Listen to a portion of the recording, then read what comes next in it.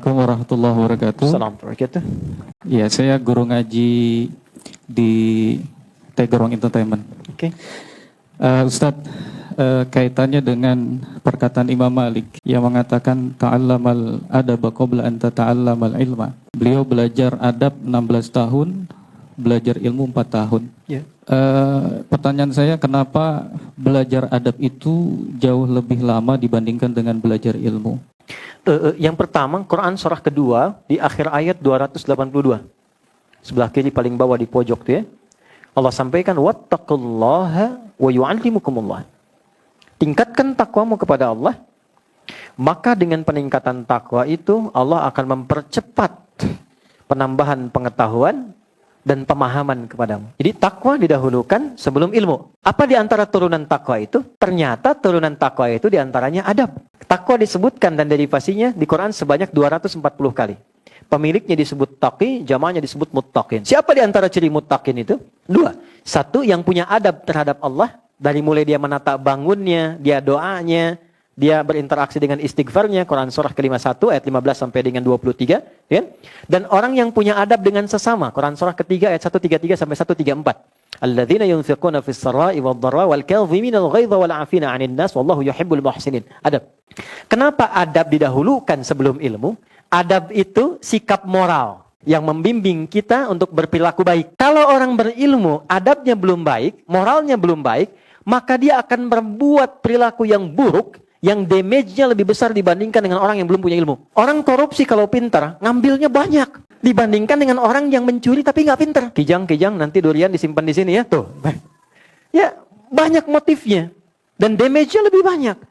Sama, jangan dikira orang yang punya pengetahuan, tapi minim adab, jangan dikira bermanfaat. Merusaknya akan banyak. Ya, akan banyak.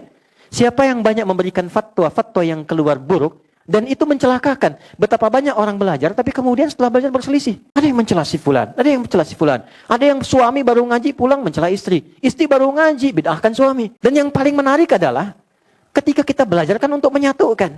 Yang kurang kita tutupi, yang lebih kita turunkan untuk disamakan. Tapi bisa terjadi demikian. Apa yang salah? Adab. Maka Islam datang untuk melatih adab terlebih dahulu. Dan saat yang bersamaan ilmu diberikan. Jadi tidak harus nunggu 16 tahun. Itu bersamaan. Karena saat berajar adab pun sedang belajar ilmu. Ilmunya khusus adab. Karena itu para ulama itu mendahulukan pelajaran adab dengan babnya sebelum masuk kepada ilmu-ilmu pokoknya. Apa di antara contohnya? Imam An-Nawawi itu menulis kitab Riyadhus Shalihin 1896 hadis. Sebelumnya Al-Arba'in 42 hadis. Lalu Syarah Sahih Muslim 9 jilid Sahih Muslim. Tapi kitab yang pertama ditulis apa? At-Tibyam fi Adab Hamalatil Quran. Bagaimana ahli Al-Quran itu punya adab dalam mengajar dan dalam belajar.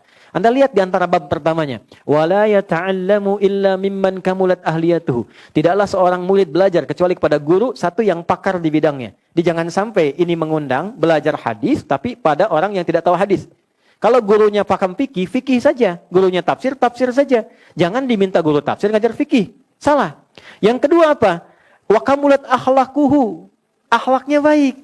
Jangan sampai memang pintar.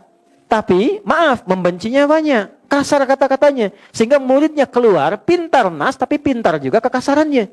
Pintar juga mencela orangnya. Itu kata Imam Nawawi, nggak berkah ilmunya. Maka adab penting. Datanglah dari guru lokal namanya Syekh Muhammad Hashim bin Ash'ari.